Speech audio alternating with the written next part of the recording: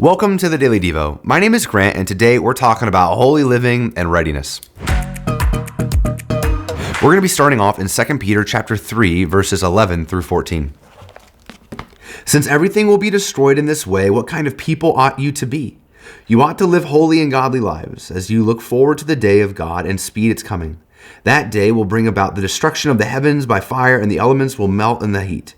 But in keeping with his promise, we are looking forward to a new heaven and a new earth, the home of righteousness.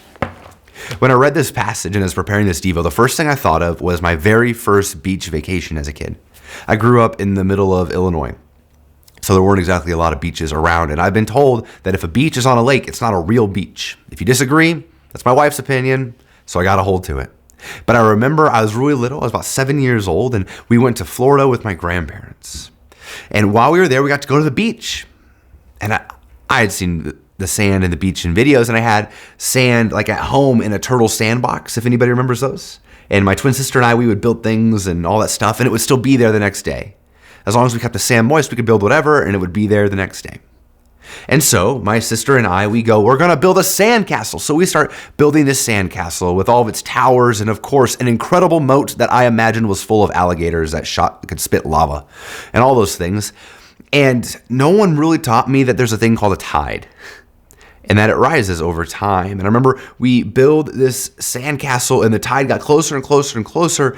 And I remember trying to do everything I could do to protect it from the destruction that was inevitable because of this tide. And when we eventually left the beach to come back the next day, when we came back, no matter how hard I tried, no matter how big of a moat that I had built, the sand castle, it was a heap of ruins. And I had spent so much time and care meticulously building this thing that inevitably was going to crumble and fall apart and crash down. Now, I know as an adult, and I look at that and I go, that's just natural. That's just the way that things are. It's inevitable. But in the same way that you and I, we get to live out the fulfillment of the promises of God and what he's done in our own lives, all these other promises are true, that there's inevitability that is coming, that the heavens and the earth as we know them now are going to be destroyed and be made new and renewed. And that means the things that you and I, that we are building up, don't actually really matter. Like, they're important. There's value to them. But the things that you're spending the most time on, like, at what point is the tide going to get them? Because even if Jesus doesn't come back for 200 more years, there are certain things that are just going to get wiped away by the sands and the tides of time. You can try really hard to build a certain amount of generational wealth, but even some of the most generationally wealthy families in U.S. history, their wealth has slowly changed and gone away over time just to be replaced by other families with even more wealth. So you can try to bless future generations financially, but eventually that's going to run out, or that's going to change, or something will happen in the market. You can try really, really hard to build up your 401k or to prepare for retirement.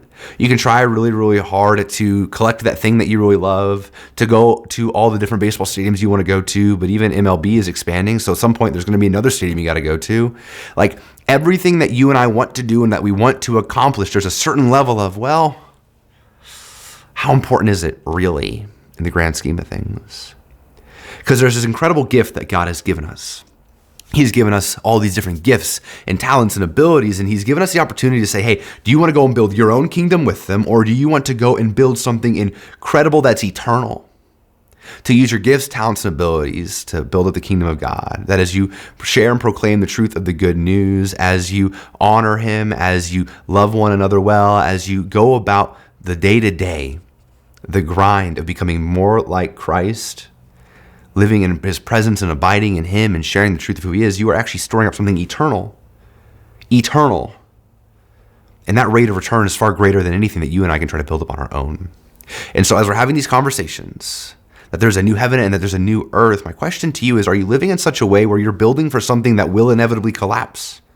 Not to say those things aren't valuable or they don't have a certain level of importance, but are you building towards things that will inevitably be taken? Or are you building towards things that are eternal? Thank you for watching the Daily Devo.